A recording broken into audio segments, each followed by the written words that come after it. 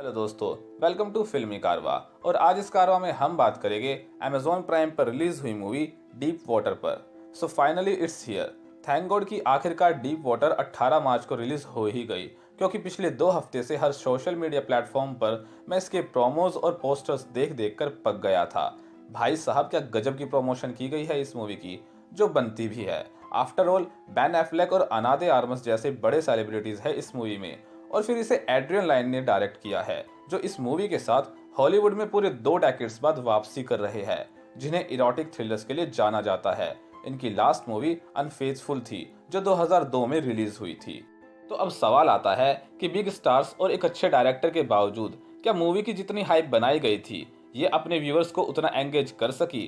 क्या ये आपकी उम्मीदों पर खरा उतरती है? Well, it's a no. ये बहुत बड़ी डिसअपॉइंटमेंट साबित होती है। पिछले कुछ समय में शायद ही मैंने कोई इतनी अजीब सी मूवी देखी होगी।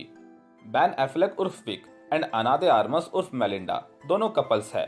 इनकी एक बेटी भी है, लेकिन मूवी की शुरुआत से ही आपको पता चल जाएगा कि दोनों के बीच कुछ ठीक नहीं है। दोनों की रिलेशनशिप रियलिटी के बिल्कुल परे है। मूवी के शुरुआती 20 मिनट में आपको समझ आ जाएगा कि ऐसी रिलेशनशिप असल दुनिया में टिक ही नहीं सकती।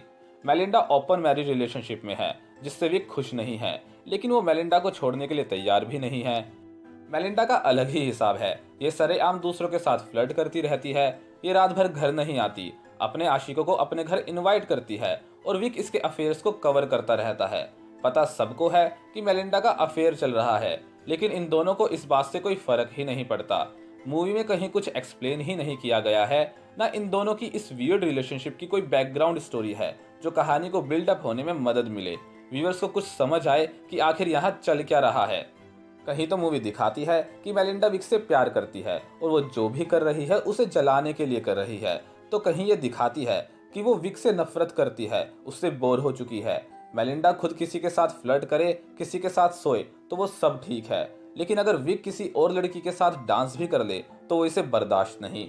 इसे पता है कि विक इसके अफेयर्स को लेकर नाखुश है और वो इसके लवर्स को मार रहा है, लेकिन फिर भी ये एक छोड़ दूसरे पर चली जाती है, और ना ही ये उसे डाइवोर्स देने को तैयार है और ना ही विक इसे। ना ये कहानी कैरेक्टर्स के मन की बात सामने लाती है कि आखिर उनके मन में चल क्या रहा है, वो एक दूसरे से क्या चाहते हैं, कुछ बताया ही नहीं गया है। खास करके मेलिंडा के मन की, आखिर वो चाहती क्या है विक से, कुछ मालूम ही नहीं। मतलब कि टोटली मैच्ड अप कहानी है ये, जिसका कहीं से कोई तुक ही नहीं बनता। और मूवी में सिर्फ इन दोनों की रिलेशनशिप को लेकर प्रॉब्लम नहीं है, और भी बहुत सी अजीब सी चीजें हैं जो पल्ले ही नहीं पड़ती। जैसे कि विक स्नेल फार्मिंग कर रहा है, लेकिन क्यों नहीं पता। ये उनकी मेटिंग से फैसिनेट है, लेकिन क्यों नहीं पता। ये अपनी बीवी के आशिक को मारकर उसका वॉलेट घर ले आता है। मतलब एक तरफ तो इतना चालाक मर्डर दिखाया गया है, और दूसरी तरफ सबूत अपने घर लेकर आ रहा है। बहुत सही। एक तरफ तो कहता है कि स्नेल्स मारने के लिए नहीं है, लेकिन इसकी कार में एक बॉक्स है जो स्नेल के खाली शेल से भरा हुआ है। तो कहाँ गए इतने स्नेल्स, नहीं पता। और पता नहीं जरूरत भी क्या थी ये सब दिखाने की। वैसे तो ये कोई जॉब नहीं करता, लेकिन इसका ऑफिस भी है, वहां जाकर ये क्या करता है नहीं पता। मतलब बेफिजूल की चीजों से भरी हुई है ये कहानी।